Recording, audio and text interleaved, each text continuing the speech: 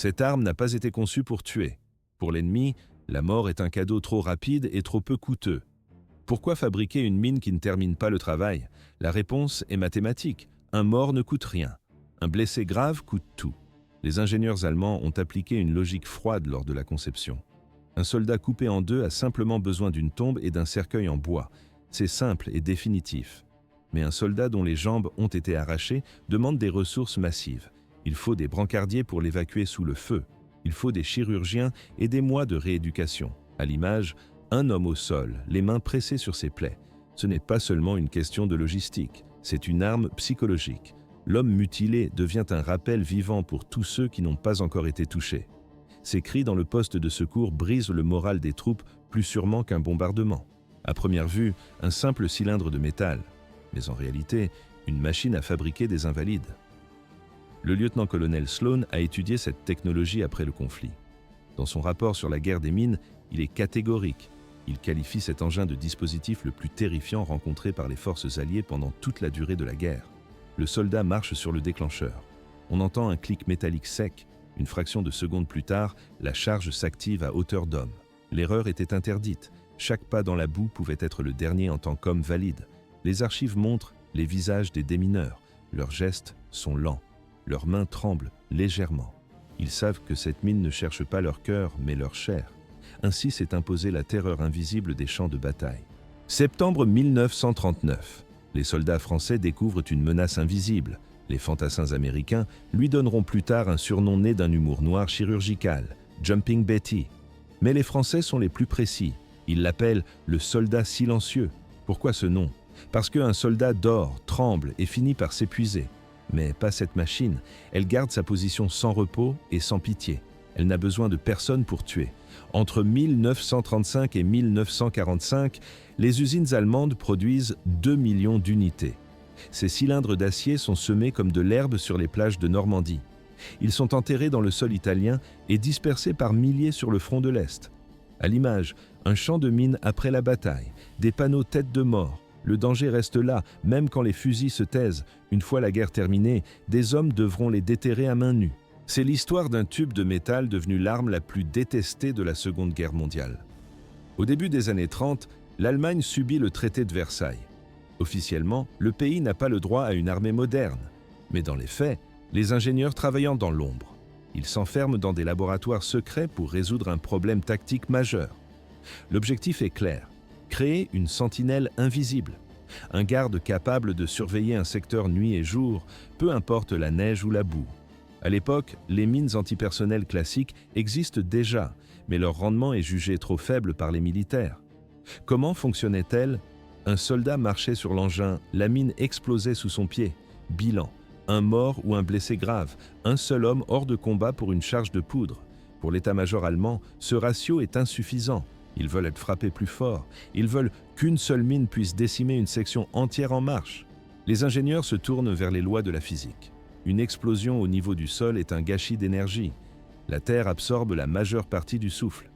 Mais si la mine s'élève à 1 mètre de hauteur avant de détonner? Là, tout change. Les fragments partent à l'horizontale. Ils frappent directement les organes vitaux et le visage. La solution technique est d'une cruauté totale. C'est un mécanisme à 2 étages. Une première charge de poudre propulse le cylindre hors du sol. Puis, la charge principale de TNT explose en plein air. Autour de l'explosif, une coque remplie de billes d'acier attend son heure. En 1935, la Shrapnelmine 35 entre officiellement en service dans la Wehrmacht. Sur la table de dissection, on voit un cylindre d'acier de 13 cm de haut et 10 cm de diamètre. Son poids est de 4 kg. À l'image, un gros plan sur le sol. Seules 3 fines antennes de métal dépassant de la terre. Dans les hautes herbes, elles sont indétectables. Il suffit d'une pression de 7 kg pour activer le ressort. Le piège est tendu. Il n'y a pas de retour en arrière.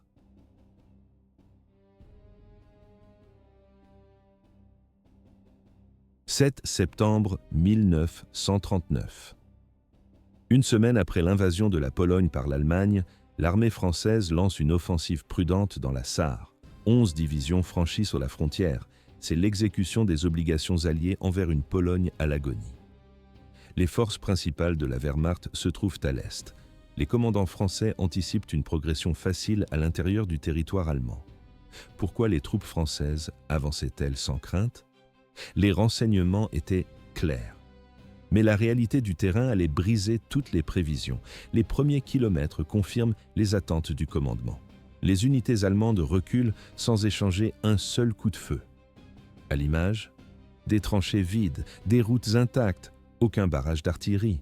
Les rapports indiquent une absence totale de résistance sérieuse. Puis, les pertes commencent. Des soldats s'effondrent sans raison apparente. Aucun bruit de tir, aucun sifflement d'obus. Les explosions proviennent du sol, juste sous leurs bottes. La terre semble attaquer ceux qui osent la fouler. La panique s'installe dans les rangs.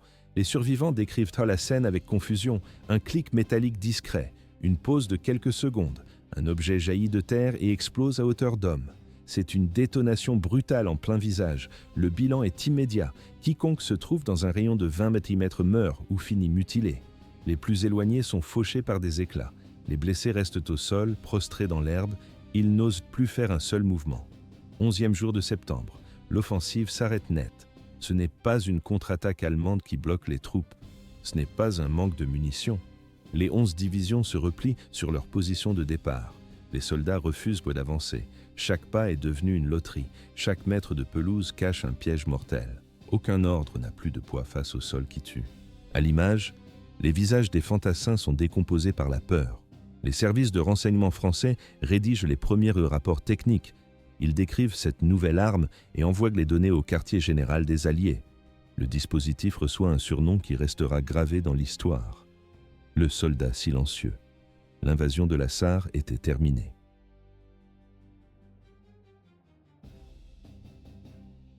« 1943.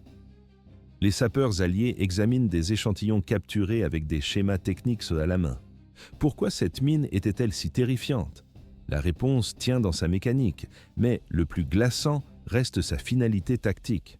À première vue, un simple cylindre en acier. Mais en réalité, une machine de mort à double étage. L'enveloppe extérieure cache un second cylindre plus étroit. Entre les deux parois se loge une couche dense de billes d'acier ou de tiges métalliques découpées. Au centre du dispositif, une charge de 200 grammes de TNT. En dessous se trouve une chambre remplie de poudre noire. C'est la même poudre que celle des mousquets du XVIIIe siècle. Elle sert ici de système de propulsion. Le détonateur est un chef-d'œuvre de simplicité mortelle. 3 griffes métalliques sont reliées à une amorce par un mécanisme à ressort. Une pression suffisante comprime le ressort. Le percuteur frappe l'amorce. Un processus irréversible s'enclenche. Mais la véritable particularité réside dans le délai. 4 secondes s'écoulent entre l'activation et l'éjection de la mine hors du sol. C'est assez de temps pour que l'homme fasse 1 ou 2 pas supplémentaires après le déclenchement. Assez de temps pour que ses camarades se rapprochent en entendant un clic incompréhensible. Puis, la poudre noire explose. Elle projette le cylindre interne à une hauteur comprise entre 90 cm et 1,50 m. À l'image, une explosion en 2 temps. Dans les airs, 3 détonateurs s'activent presque simultanément. 350 billes d'acier sont projetées horizontalement dans toutes les directions. La vitesse est suffisante pour traverser un corps humain de part en part. La hauteur de l'explosion est calculée avec une précision anatomique. Le niveau du bassin, des cuisses et du bas abdomen. Là où se concentrent les artères majeures et les organes vitaux. Les blessures à cet endroit tuent rarement sur le coup. Elles mutilent pour le reste de la vie. Cette mine n'a pas été conçue pour tuer instantanément. Elle a été créée pour fabriquer des invalides. Un soldat mort n'a besoin que d'une tombe. Un soldat blessé nécessite des évacuateurs, des chirurgiens, des hôpitaux et des mois de rééducation. Il devient un rappel vivant pour ceux qui ne sont pas encore touchés. Le succès dans la Sarre convainc le commandement allemand de l'efficacité de cette arme. La production de la mine shrapnel passe à l'échelle industrielle. Au milieu de la guerre, des dizaines d'usines à travers l'Allemagne assurent de l'approvisionnement. Sur les pièces capturées, on lit les marquages Munich, Berlin. En 1945, la production totale dépasse 1 900 000 unités. L'utilisation massive commence avec l'arrivée d'Erwin Rommel comme inspecteur de la défense côtière. Le maréchal comprend ce que Berlin ignore. Les bunkers en béton du mur de l'Atlantique et les batteries côtières n'arrêteront pas l'invasion alliée. Ils sont trop peu nombreux. La ligne de défense est trop longue. La supériorité ennemie dans les airs et sur mer est totale. Rommel mise tout sur les mines. Sur les îles de Saint-Malo et le long des côtes de Normandie, il donne un ordre radical. Les mines S doivent être semées comme de l'herbe, pas par milliers, mais par centaines de milliers. En juin 1944, la côte ouest de la France devient le champ de mines le plus vaste de l'histoire. Les mines shrapnel entourent chaque bunker et bloquent chaque sentier. Elles attendent dans le sable de chaque plage de débarquement. On les combine avec les lourdes mines anti-char Teller. Ce sont des pièges dans les pièges. Si un blindé saute sur une mine anti-char, l'équipage n'a plus qu'un seul choix, évacuer le véhicule. Ils posent alors le pied au sol, là où les mines S les attendent. L'erreur était interdite. Ainsi s'est achevée la préparation de la défense allemande. 4 secondes. C'est le temps qu'il reste à vivre après le déclenchement de la mine bondissante. Pendant ce temps, l'ingénieur français Pierre Delalande tente l'impossible. Il a fui la France occupée pour rejoindre les États-Unis. Dans ses bagages, les plans du modèle 1939, la copie française de la mine allemande. Pourquoi les Américains ont-ils échoué à copier cette arme? La réponse est brutale. Leur version, baptisée M2, entre en production rapidement. C'est un désastre technologique. Le mécanisme est instable. La mine s'enraye ou refuse d'exploser sur le terrain. Les Américains doivent attendre la fin du conflit et la capture de modèles allemands originaux pour obtenir une arme fiable. 6 juin 1944. Les premières barges s'approchent de la Normandie. Sous le sable, des centaines de milliers de soldats de fer attendent. Le débarquement à Utah Beach semble réussi par rapport au carnage d'Omaha Beach. Mais ce n'était qu'une impression. Les mines font leur travail de mort. Le 12e régiment d'infanterie note un fait glaçant. La majorité des pertes de la première journée ne vient pas des tirs ennemis. Elle vient des champs de mines, à l'image, des plages jonchées de métal et de corps. La sécurisation commence. C'est une mission aussi suicidaire que l'assaut initial. Le déminage se fait à la main. Les détecteurs de métaux existent, mais ils sont lourds, capricieux et rares. L'outil principal du sapeur reste le couteau baïonnette. Le geste est précis. On enfonce la lame dans le sable avec un angle de 30 degrés. On sonde le sol, centimètre après centimètre. On cherche le contact froid de l'acier. Dès qu'une mine est repérée, le rituel commence. Le sapeur n'a pas de goupille de sécurité. Il utilise une simple aiguille à coudre. Il l'insère dans l'orifice de la fusée. Ensuite, il dévisse lentement le mécanisme. Le moindre tremblement déclenche les 4 secondes fatales. Près du village de Poopville, dans les dunes, les Américains retirent 15 000 mines en quelques jours. 15 000 cylindres d'acier sur un seul secteur. Mais les chiffres ne disent pas tout. L'impact psychologique de la Bouncing Betty dépasse sa capacité de destruction. On entend le bruit sourd d'une explosion au loin. Les soldats alliés comprennent une chose. La guerre contre les Allemands est une chose. La guerre contre les mines en est une autre. Et cette seconde guerre ne s'arrête jamais, même quand l'ennemi recule. Chaque champ, chaque forêt, chaque carrefour devient un piège mortel. La paranoïa s'installe. Les rumeurs circulent plus vite que les ordres officiels. Le mythe le plus tenace naît dans la boue des tranchées. Les soldats croient que la mine n'explosera pas tant qu'ils gardent le pied dessus. Ils pensent qu'ils peuvent rester immobiles et attendre les secours. À première vue, un espoir de survie. Mais en réalité, une condamnation à mort certaine. Les événements s'accélèrent et la peur change de visage. La mine ne cherche pas seulement à tuer, elle cherche à briser les volontés. Ainsi s'est installée la terreur invisible sous les pieds des libérateurs. Un mensonge absolu. Cette rumeur est née d'un espoir désespéré, celui de croire à une chance de survie. En réalité, le mécanisme se déclenche par la pression, pas par son absence. Rester immobile ou courir ne changeait rien au résultat. Le piège était déjà amorcé. Comment s'en sortir une fois le ressort activé? Une seule méthode, se jeter instantanément face contre terre. Il fallait prier pour que le flux horizontal de shrapnel passe au-dessus de la tête. À l'image, un éclatement de métal à hauteur d'homme. Les soldats britanniques ont donné à cette mine un surnom brutal. Ils l'appelaient « Debalaka ». Ce terme décrivait la nature des blessures plus précisément que n'importe quel rapport médical. Ceux qui survivaient à la Betty bondissante ne restaient souvent des hommes que par le nom. À première vue, la guerre était finie. Mais en réalité, le massacre continuait.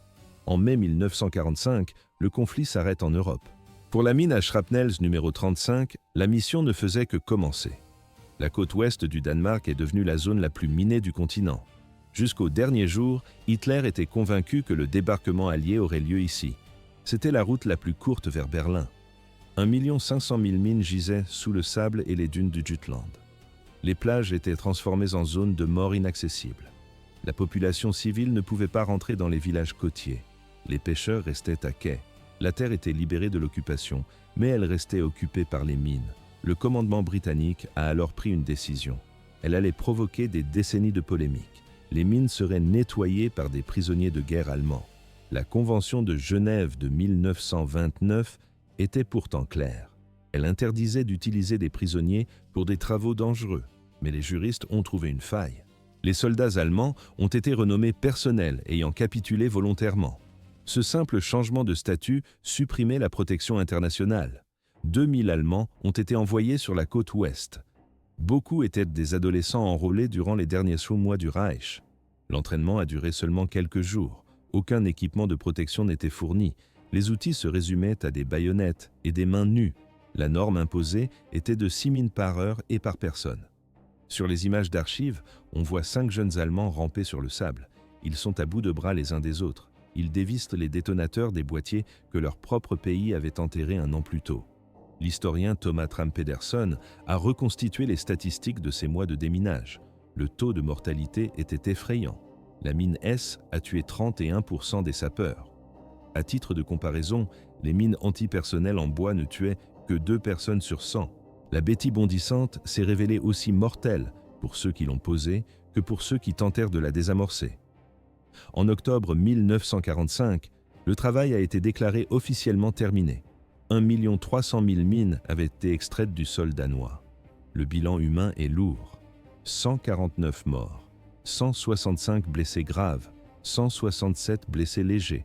En France, l'échelle était encore plus massive. 48 000 prisonniers allemands ont déterré 13 millions de mines. Le prix, 1709 vies. L'erreur était interdite, mais elle était inévitable. Cette mine, conçue par des ingénieurs allemands dans les années 30, a terminé son parcours en tuant la jeunesse allemande. Ainsi s'est achevé le chapitre de la Betty. 1945. L'Allemagne capitule, et les ingénieurs militaires américains s'emparent immédiatement des échantillons capturés. Les rapports de combat sont formels. Le design de la mine M2 américaine est un échec total, alors que l'original allemand fonctionne sans aucun raté.